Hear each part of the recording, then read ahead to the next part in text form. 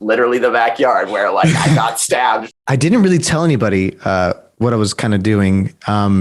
Not because I was like nervous or scared, just because I just didn't know what it was. I don't want to be with someone that doesn't want to do, like, isn't doing what they're passionate about. Like, at least like try. I guess I never really told anyone this, and I might as well tell some people because like it's a true story. So the big question is this: how do young adults in their 20s and 30s go from simply dreaming great dreams to having the courage to go after them?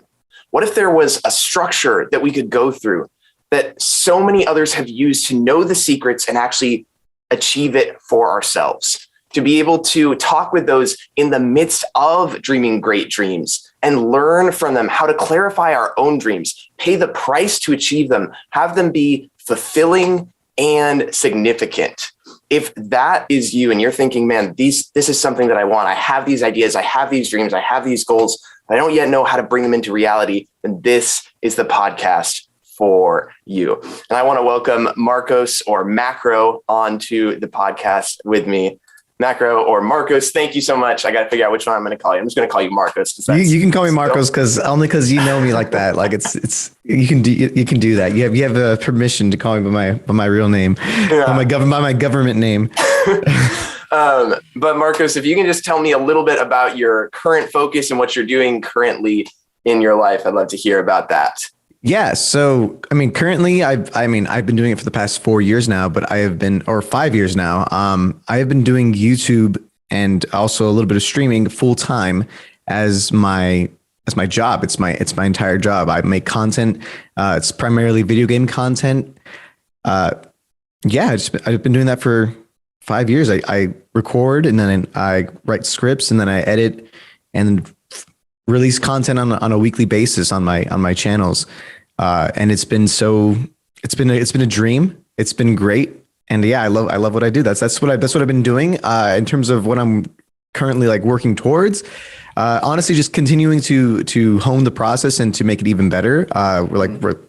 I'm working on creating a full-on studio right now. I'm just in a room in our house that we bought, and I have a green screen here. But the green screen is also just to hide the fact that this is just an empty room. It is like, it has no life in it. It has a couple like soundproofing panels, and that's about it. But it's not ideal for what I want to do, so that's why we're working on that. But yeah, besides that, it's just continuing the same process of what I'm doing, but kind of honing it and making it a lot more efficient, so that can make more content with less work. Yeah. And then kind of going back, I find I enjoy so much hearing the origin stories of like, it's cool which by the way, he's not going to say this, but he's got like 1.2 million subscribers on YouTube. And he's got I believe a second channel that's around 300K. Yeah. Which is actually really, I almost enjoy the live ones a little bit more. But I also love the whatever for noobs. I love the skits. So going back to the beginning, that kind of reminds me, I remember you and we actually did skits growing up, and it's cool. Like even with your newest video with Newcastle, I'm like, oh, that's like literally the backyard where like I got stabbed for the Assassin's Creed one. Yeah. Oh man, so good. So share a little bit about the background and kind of how that even is integrated into some of the stuff today, because it's pretty fun to see.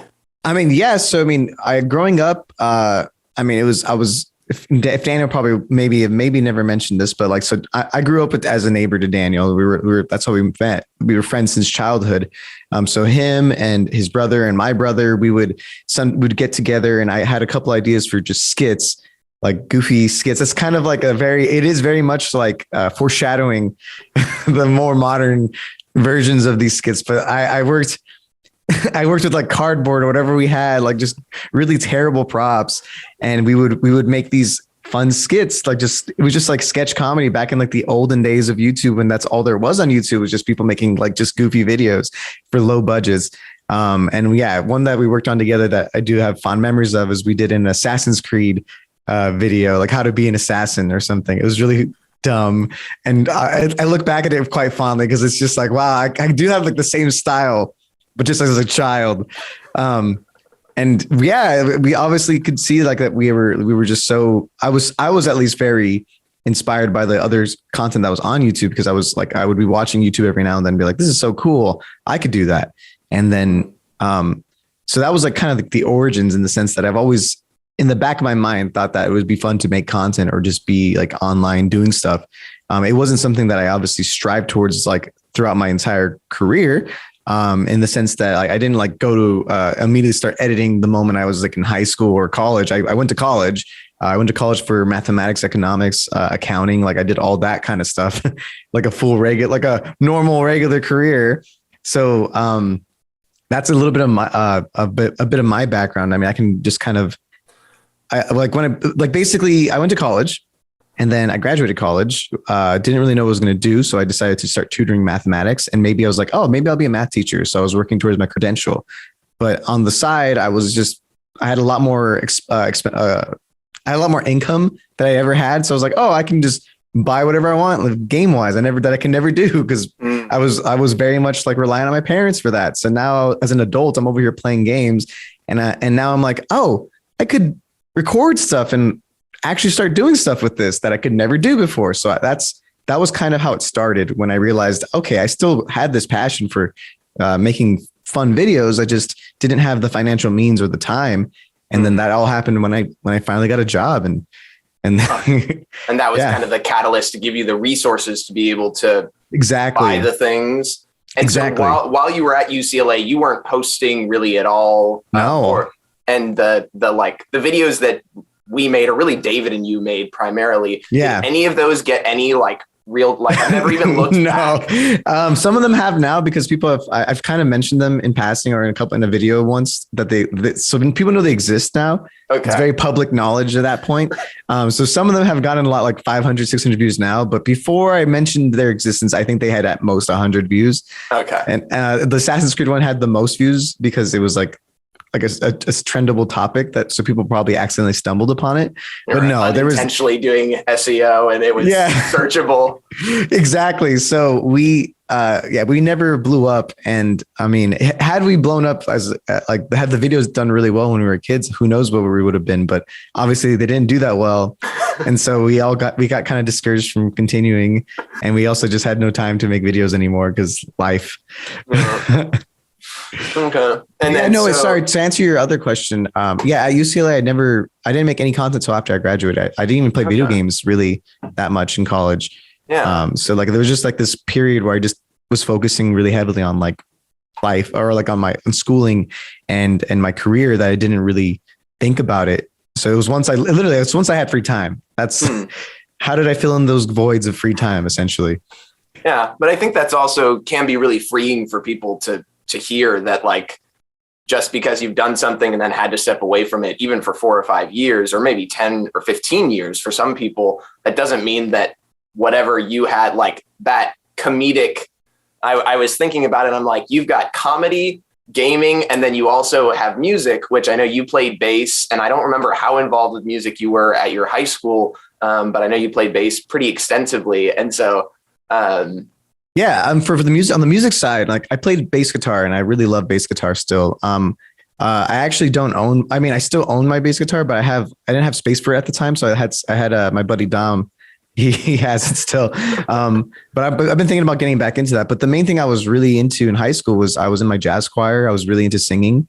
That was definitely my biggest passion was much more singing than it was playing instruments. So I still love playing like instruments. I played a little bit piano here and there. I played a lot of bass guitar. I played a little bit guitar. Actually, I learned guitar a little bit later, but the main thing that I was super passionate about has been singing. And you can see snippets of that in my videos. There are times where when like the video releases and people are just genuinely blown away by like, this is like not a terrible song. Like it's a joke song. Like clearly like it's just for a bit, but like, imagine if he had resources and like, I'm over here, like making all the music with my mouth. Like, imagine if I had the resources to like actually make songs. I don't know who knows what I could do with that. And that's something that I do think about, like, not even jokingly, like potentially getting back into music just as another side thing that I'm passionate about. But who knows, right? Like this is the beauty of where I'm at in my sphere is that I can kind of do whatever I want. It's just a matter of like, will I like now it's more like, do I have the time to do it? Like I talked about having free time, but now I'm just being pulled in so many different directions. Even just getting time to like do this podcast. I'm glad we were able to do it, but like that week you first asked me, I was like, you know what? I have like 4 different sponsored things I have to do. Just this, I can't do this. Like, there's too much going on, and I'm leaving to France that same week. It was chaotic. Yeah. And so then post UCLA, you get the resources to essentially just buy a gaming computer, and you were always either really good or one of the better at like most games, like Super Smash Bros. You always crushed pretty much everyone, except I think Mondo with certain people at certain points was like almost equal. But so there was just kind of that, like some of that was innate and some of that was, I think you just also did it a lot. But that post, you're working, I think you were working as a tutor, and you had that free time and a little bit more money. What was that shift? Because I remember Danny telling me that you didn't tell the rest of the family that you were even posting until you had like 100,000 subscribers. So what was that? I don't know if that was actually accurate, but it's so like, I mean, I asked my brother Danny, he already had editing software and some editing software experience. So let me give you a little bit more backstory because it's actually funnier than that. So obviously, yes, I did love video games. I had a passion for video games since growing up. Like I was pretty good at games. Like you remember, like we used to play Halo 3 all the time. Yeah, and Splinter Cell. All these different games, right? And like at a certain point, we were like really good at these games, even as kids. Yeah. So like I always loved the competitive side of gaming as well. And at the time, there was just nothing, and it just felt like as I got older, gaming got more and more like mainstream and more accepted, especially on the competitive side. Like there's a full esports side. So I just felt really like this is probably a good time to like get into the gaming industry as a creator. But when I first did YouTube, it wasn't gaming because and this is to this day still true. My real passion has always been film. And it still is true. Like I love watching movies. I love watching even like really artsy fartsy, like movies with no budget. I like go to back when I was living in closer to Hollywood, there was this smaller theater that showcased a lot of smaller films, a lot of indie films, and I would watch them a bunch. And I still I love keeping up with films. So what I was doing initially was actually making a channel for reviewing movies. Oh. And I was doing like this idea I had where I would essentially the simplest idea I had first was explaining the entire Marvel Cinematic Universe movie by movie by movie. And like, so I was starting from from Iron Man to like the Incredible Hulk. I was going literally in order and I was making all these videos and they're short, but the goal was like, if you're watching this video, like I'm going to basically like in a jokingly funny way, quickly explain these movies so that you can catch up. Like if you want to catch up. At the time, there was like not that many movies yet. Like it's like every other week is a movie. That was my first videos that I released, and some people do know about them, but they've been since deleted, not even like unlisted. They're like gone. I was so like, I'm just like, this isn't good content, honestly. I'm looking back at it. It wasn't great. But it was a little bit later, after I was like, okay, movies is not the play. I'm not great at reviewing movies as I thought I was. And how long did you do that for? I did that for about like, I want to say 4 months. I was like uploading. I uploaded at least like 6 or 7 like these Marvel videos, and then I reviewed like one that just came out, and they had like no views. So if nobody knows about them, that's cool. I did my job, right? But then later, around that same time, I just decided to make a couple videos that were based on this game called Overwatch, because I really liked Overwatch. It was probably my favorite game since Halo 3, really, which is a bit saying a lot. But I also hadn't played games that like religiously until Overwatch came out, where I was really addicted to this game, and I was like, okay, I'm already playing it this much. I might as well just start recording and then make some guides or some videos on characters. And it wasn't until like one of the videos that I released, which was actually a really hilarious joking video.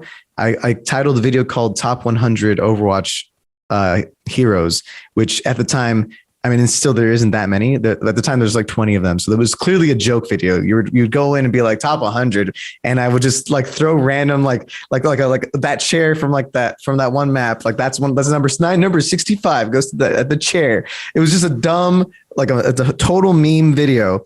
And that video did really well. Like at the time it blew up. I was like, oh my God, it's blowing up. Cause it got 5,000 views. I was like, but you probably had what, like a couple hundred subscribers maybe? Yeah, I had like that. So getting like even 5,000 views was like, my mind was blown. And, and I didn't really preface it. I released that video and it doesn't get any views. And that was like my last video I released before I completely quit. I was like, whatever, like I'm done with this. I'm done with YouTube. I'm going back to like full-time like credential program. Forget it. I'm going to be a teacher. Who cares? Right. And I had a passion for teaching. So I wasn't even like upset about it. It's just me trying. Right. It wasn't until 3 months after I quit YouTube that video got like 5,000 views. Oh, so like 3 months later, it just, the algorithm like really enjoyed it and started showing it to people. And I was like, oh, people like this one. Okay. Cool. So then I kind of made a video going like, hey, thanks for the views. I'll be making videos again, I guess. I'll make a video next week. And so I make a video the following week after 3 months after this video finally gets 5,000, 10,000 views.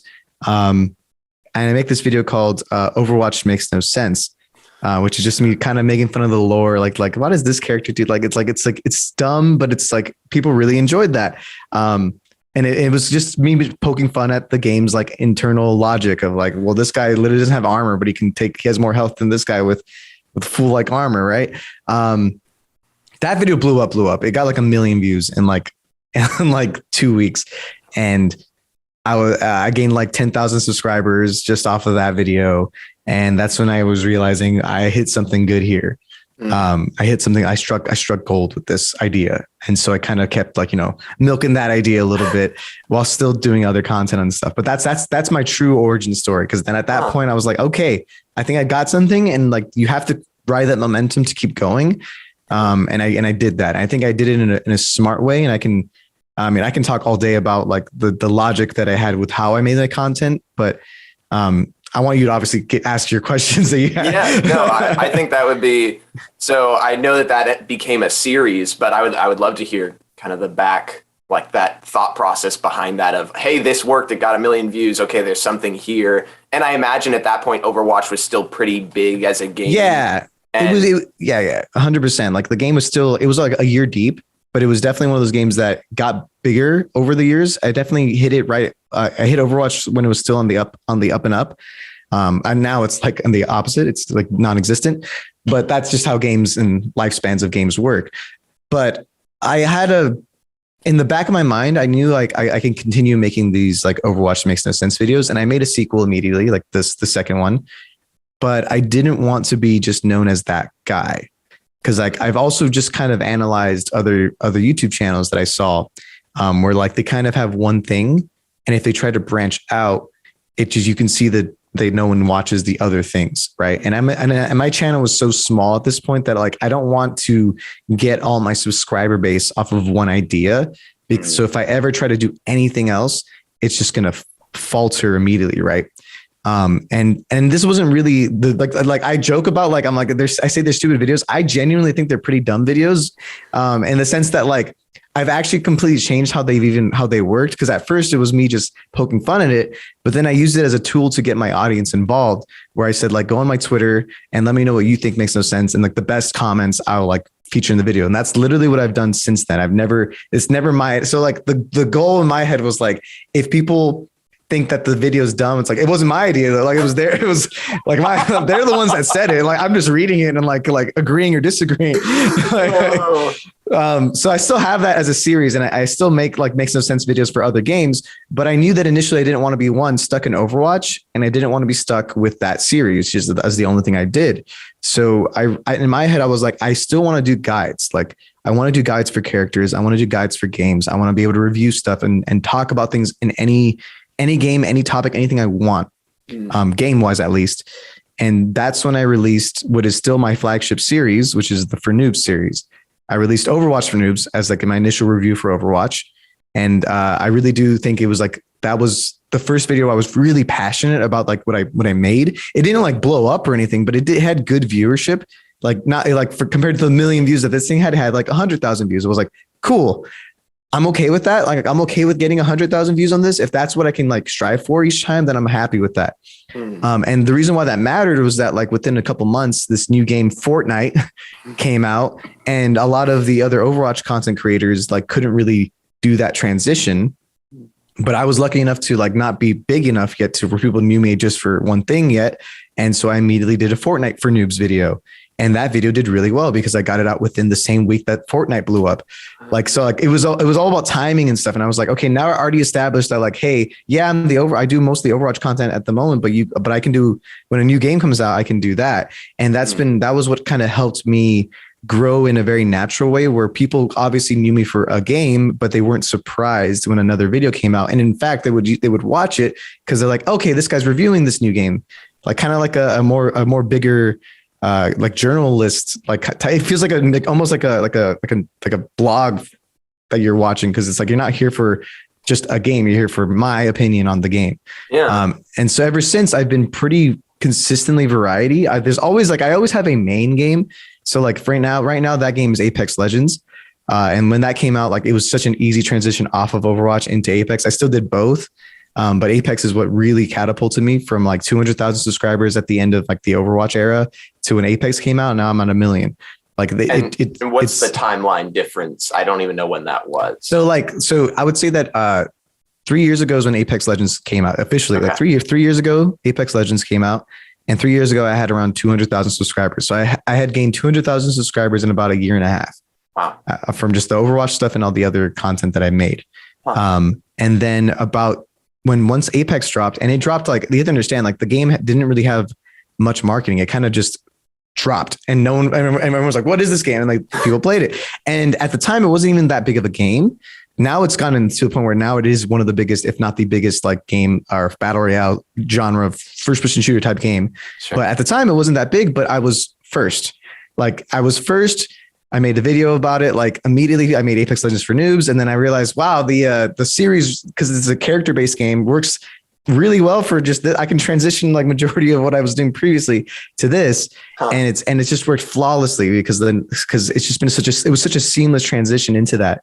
And that's where like I'm telling you, like the amount of viewership I got overall and the amount of subscribers I got significantly was higher through Apex. And a lot of people do know me only from Apex stuff, but I think I've done a good job. I'll just look at my channel right now. Like in the past, like couple months, I've been uploading a little bit less. Cause like you did mention the second channel, which is like, I upload on there a lot now too. Yeah. It's Macro Live, correct? Yeah. Macro. It's just called Macro Live, but yeah, I've been uploading like so much just different type of content constantly, but always like kind of coming back to like the safety that is like Apex. So like I would say like every other video or every like 3 videos would be like that game, because it was such a good game. I also did, and I love it and enjoy it. And that's just, it's easy to make content on things that you enjoy, right? Yeah. So yeah, that's kind of the full understanding timeline of like what happened and where I'm at. And yeah, it's been great. It's been such a fun time. And I think it's paid off. Like, I feel like every other video I release trends on YouTube, which is like, it's gotta feel pretty crazy. It feels good. It's very arbitrary because it's like because in the sense that it's someone manually doing it. Because it's not, if it was just based off of true viewership, like my videos would never trend. Because there's plenty of videos that have like 500,000 views in the first day, and my videos don't get that high. But I think someone at YouTube just likes me. I'm being serious, because like there's times where I'm like, I don't understand why this is trending, but thank you, like whoever you are, you like you must be a fan. Like let's get dinner. Like so, and one of the things that I thought was really interesting about what you shared was how you have the For Noobs series and the Makes No Sense. And I don't know if it was just you really enjoy the format, or you enjoy the like, hey, if I'm going to make a video, here's my structure. I'm going to have my funny intro bit. I'm going to have here's the actual gameplay, and then the ending, which I enjoy even as someone who doesn't play video games. It's kind of like I watch you for video games, and then John Boy Media gets me a little bit of sports stuff. Yeah. But and it's kind of a similar thing of like, I'm not totally in that world, but I want to know at least a little bit about what's going on. And I know I'm going to enjoy it and laugh and get something out of it and be like, okay, now people that are super into that, I'll at least like not be completely blind. Yeah. So someone mentions it, you're like, you actually do know a little bit. Like, oh yeah, actually, yeah, I know a little bit. Like, yeah. Like, could I actually do any of the things? Probably not. But kind of moving back to the, like that year and a half where you were really building, I'm also curious if there was, while you were uploading that 3 months that you took off and then kind of going back and choosing to re-upload, I'm curious about what the internal like dialogue was, what conversations with like friends or family, if those were really happening. Cause I find a lot of people, there's like, that was probably a pretty pivotal moment if you looking back, that like that one going to 5,000 and then you choosing to re-upload, like that period of time, I think 2018, 2019, is the difference in a sense of like you being a teacher versus you teaching in a sense, but about video games through YouTube. And so I'm curious what that was like, if there was doubts or insecurities or like what that like fight was internally, because I imagine it wasn't easy at points to go like, is this the right thing? And so if you can share a little bit. No, yeah, 100%. There was like, it wasn't, so I guess I'm pretty talkative. Obviously I can talk a mile an hour, but it's just, I didn't really tell anybody what I was kind of doing. Not because I was like nervous or scared, just because I just didn't know what it was. Like I didn't want any, I told people when like, oh, this video has like this many views. I told like my mom, or I told like Danny, I told my brother Danny. But even then I didn't really internalize what it meant. It was like, I really didn't, because once again, I didn't think of this as like a career. I was just like, cool, I liked making the videos. I'll keep making other types of videos and see how it goes. Because I was more looking at it just as an outlet to just kind of more or less justify the amount of time I was spending playing games. Like, cause I just, in my head, I'm like, I'm really just not doing too much. There actually was, okay, I guess I never really told anyone this, and I might as well tell some people, because like it's a true story. The months after graduating from UCLA, and before, while I was at UCLA, my senior year of UCLA, I was working as a tutor. I was actually doing that while at UCLA. I was driving all the way to La Crescenta. It was a 2.5 hour like endeavor, because I would leave super early, because if I left any later, I would actually be late, because that's how bad the traffic was. So it was awful, but I enjoyed it because I really liked the job and the job was paying me well. But my wife, at the time, she wasn't even my fiance. At the time, she was just my girlfriend. We had gone with her family to the Philippines. We're having a great time. This was like right after we graduated, or after I graduated.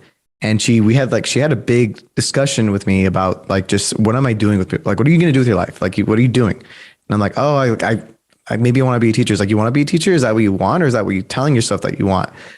And I was like, and she's like, can you like just do, like, I thought you wanted to do all these things, and you say you're going to do all these things, and you're not doing any, like, you're just not doing anything with it. Like, you're just like, what do you?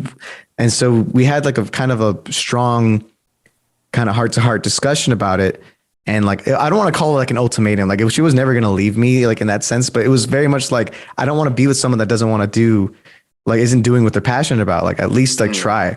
Right. And so that was around the same time that I was like, fine, like I'm going to do something with this, like the video game side of stuff. Like, so my wife has been, now we're married. My wife has been very much the biggest support system on every scale. She always saw that like I wasn't going to be happy. I mean, in any type of office job or any type of just things where I would not be using my skill sets to my advantage, which is the fact that like I think I'm pretty good at articulating and just getting my point across, and just talking, just being present. Right. So she was very much super supportive, and she was the main person I was always talking to about like when like the videos were doing well, or like, oh, I'm quitting, I'm going to go back to being a teacher. But the whole time she was supportive. She's like, hey, you tried. Like, I'm glad you did it. Like, and like, you're passionate about teaching. So like, it's good. Like you found, like, as long as you found what you want to do, like, you're happier. She was happy. And so she was been the one that's like been the backbone of this whole operation. There was points where, later when I finally went full time, because I quit my tutoring job, because I was realizing, hey, like this YouTube stuff, it's not paying me as much as my tutoring job yet. But if I quit the tutoring thing, I can do more YouTube, and that was around 20. I want to say that was around 2019. Yes, it was like the beginning of 2019 is when I went full time. And at the time, my wife was my fiance. She was supporting us financially on that end. Like I didn't pay a single cent for our wedding. Like she paid for the entirety of. I didn't have the money for it. I didn't have the ability to do that. She wanted to get married. I wanted to get married to her. I knew like we were going to get married, and she had a great job with great benefits and stuff. And I was like, look, like I can't help with like these payments and stuff for like the wedding. I have like this much saved. I bought a ring for you. Like I didn't have much, but I did have like some aspirations, and she saw, and she was okay with supporting me on that end. And she's been such a rock through all this. And now, in exchange, I got her a house. So we're gonna, now that YouTube's paid off, it worked out. We have a beautiful house now. And so it was obviously like she definitely invested in me in that sense. And so I would say like in terms of that, like there was a lot of doubts and stuff, a lot of stuff in between. But the one person that I kept all my like thoughts and stuff to was with my current wife. And at the time, my girlfriend, but we were dating for so long that everyone was like, they're going to get married. Duh. Like, that kind of attitude that people have. Yeah. I think I remember at one point I don't remember what it was, but you were talking about like, yeah, basically I upload 4 videos a month. And as long as one of them does well, then I make as much as I used to. I think that was, I don't remember exactly when. It's roughly that. And now it's gotten to the point where it's significantly better than that. That was a while ago. Like I would say like that was when I was, and like, I can throw some numbers at you if it sure, yeah. I don't mind. I'm not the kind of guy that's going to be like, oh, no, I'm going to be all like wishy-washy about it. It's like, no, this is how it is. And I don't think whether or not I agree with how much I'm getting is a whole different story. But like at one point, like I think when we last talked and stuff, like, yeah, I would try to like strive for somewhere around like $4,000 a month. Right. Which was like roughly the amount I was making as a tutor. So it's like, like that'd be like 48K a year. So I was like, cool. As long as I'm like, and for the most part, I would hit those metrics pretty consistently with like the amount of videos I was uploading, and these videos would get like 100,000, 200,000 views. Yeah. But as the archive of videos that has accumulated, and a lot of them have reached like in the millions of views. And as more and more of these views just keep it kind of like never ends and like in stacks. The revenue has more than like tripled that on a monthly basis. So, I'm not worried about the videos doing well as much anymore. And now I'm worried more about my mental health and whether or not like, because that's becoming the only true issue these days is burnout. Yeah. Like, cause like financially, like we're in a great position. And I also have a second channel, which is doing insanely good. Like it's doing numbers that my original channel was doing when I thought I was like, I made it. I could like, no, I'm being dead serious. Like I could, the main channel could be gone. I could live off the second channel. It's doing that well.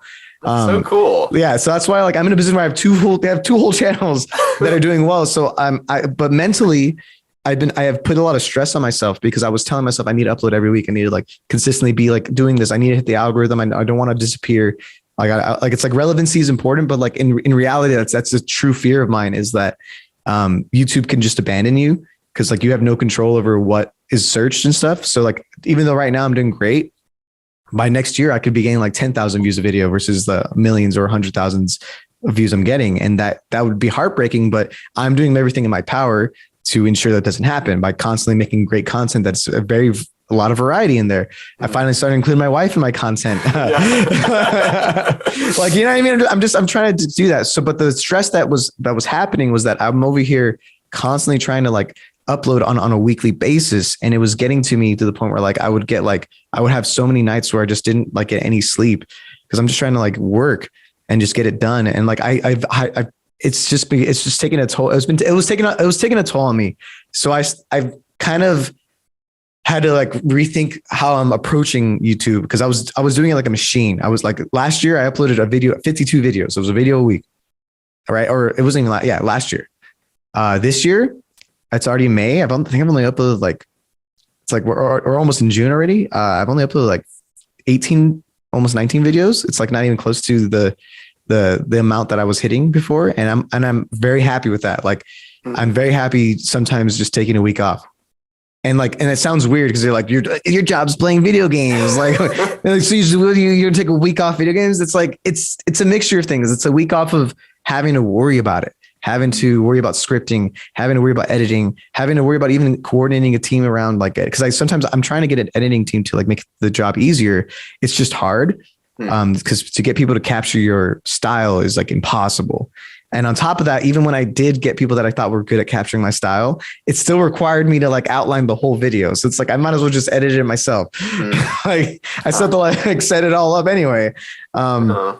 So it's just, it's stuff like that where people think like, don't you just get like people to edit stuff? It's like, well, my content is not as simple as just me talking and then people doing all the work around it. I'm still doing all the work around it.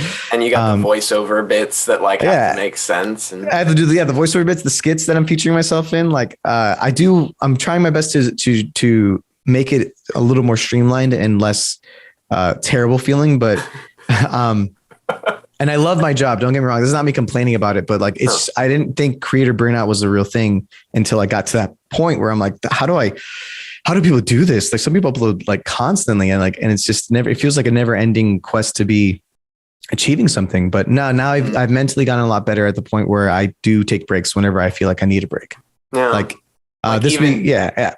Even you choosing to say no to this last month and like going and enjoying being in Paris and celebrating your anniversary, like even then I uploaded 3 times. Like, I uploaded one video on the main channel and then 2 on the second. Yeah.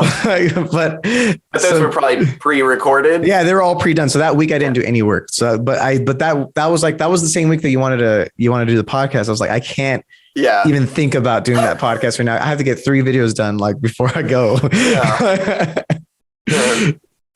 Yeah, that's really cool. Thanks for sharing that. I think that part too of like that pressure to perform, whatever, that's something that I think a lot of young people, regardless of if it's in a content space or just in career or figuring out what the next steps are in their life, or at least that's something that I can feel like, I should have the next things. And I think it's also helpful to see how it seemed like you were just taking the next right step and kind of building on the skill sets that you had or the things that you enjoyed even. And you also had the support of your wife and other people going like, hey, like choose to step into the thing that is kind of unknown and maybe it doesn't work, but it's worth putting in the effort to try to do what you actually enjoy.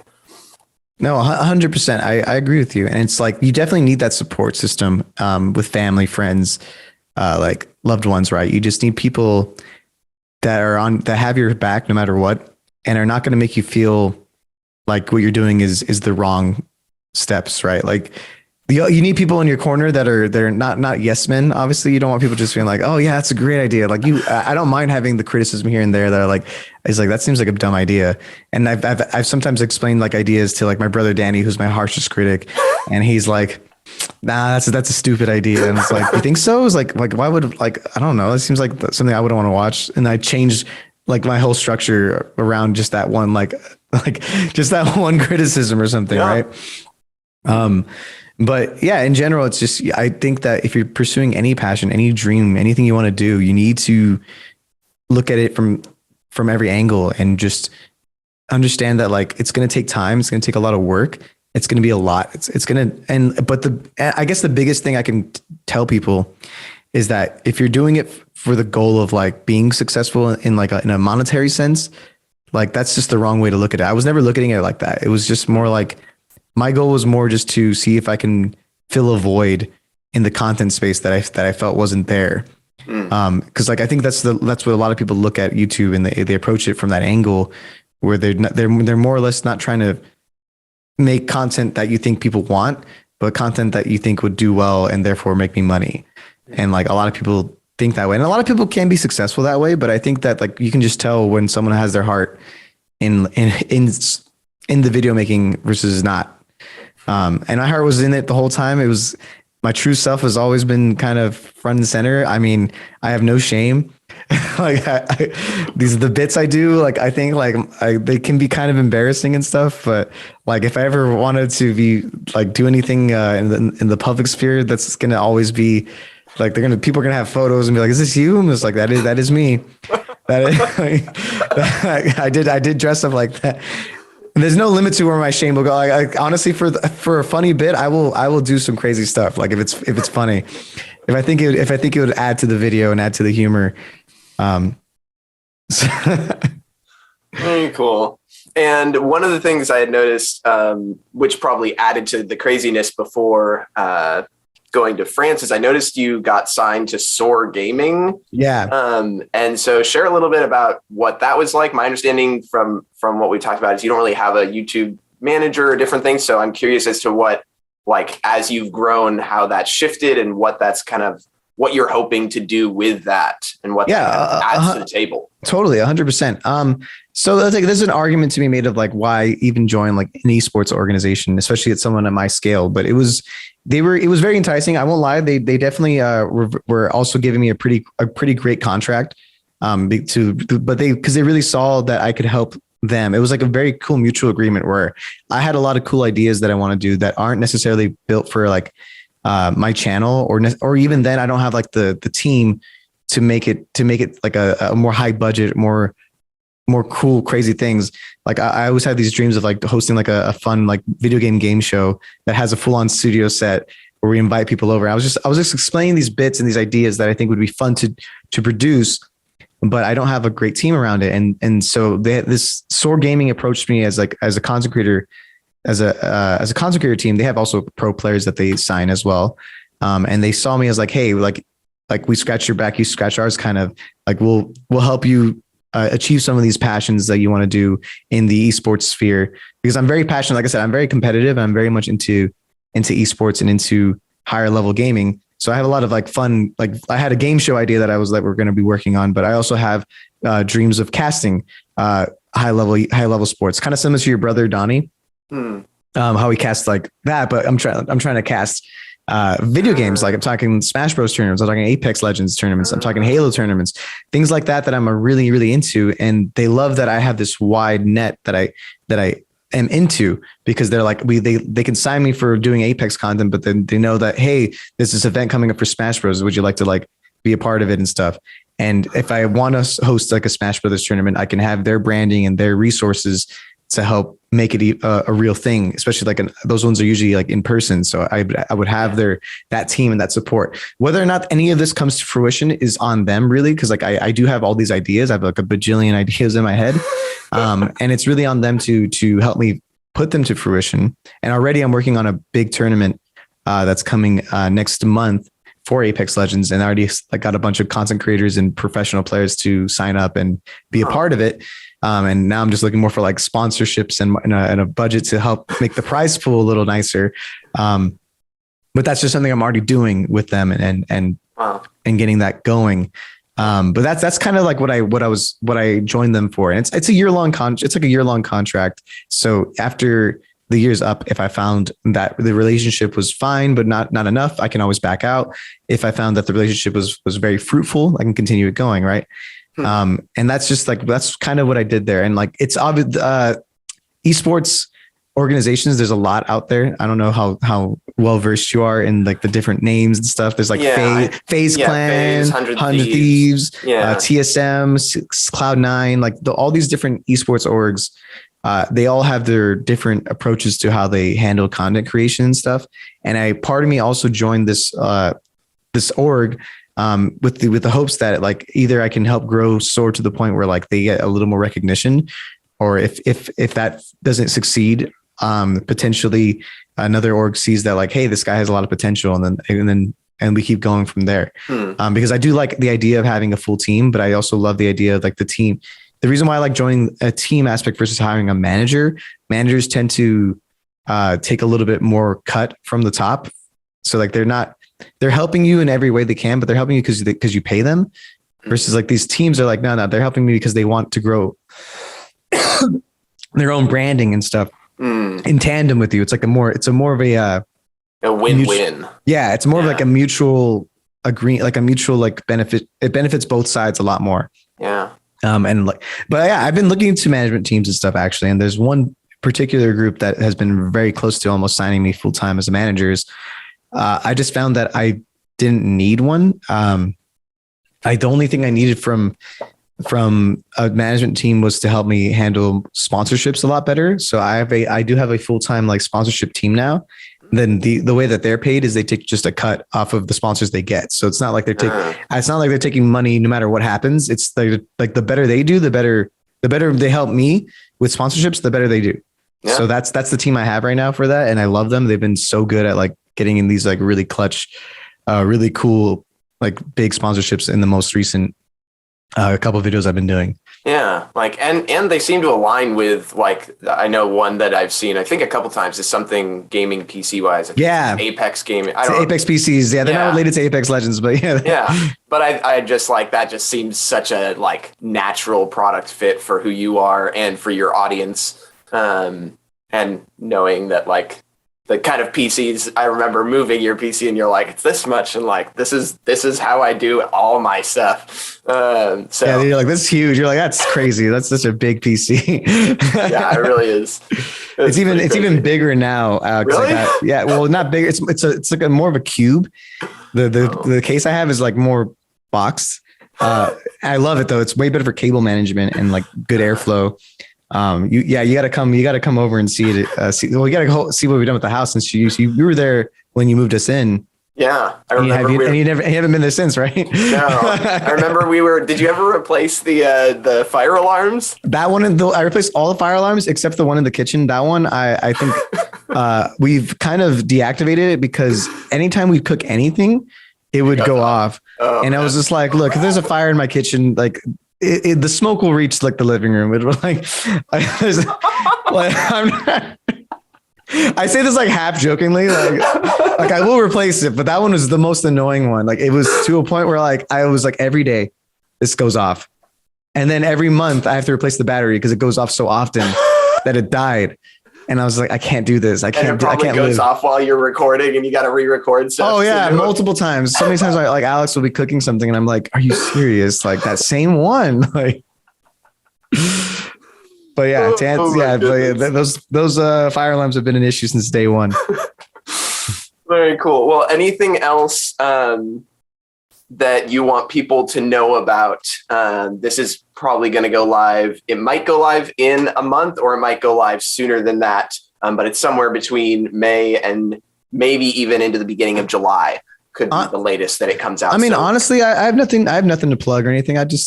Check me out on YouTube and Macro. Just look up MACRO Macro. I own that name on Twitch as well, which is really cool. Yeah. I don't know. Oh, what's up?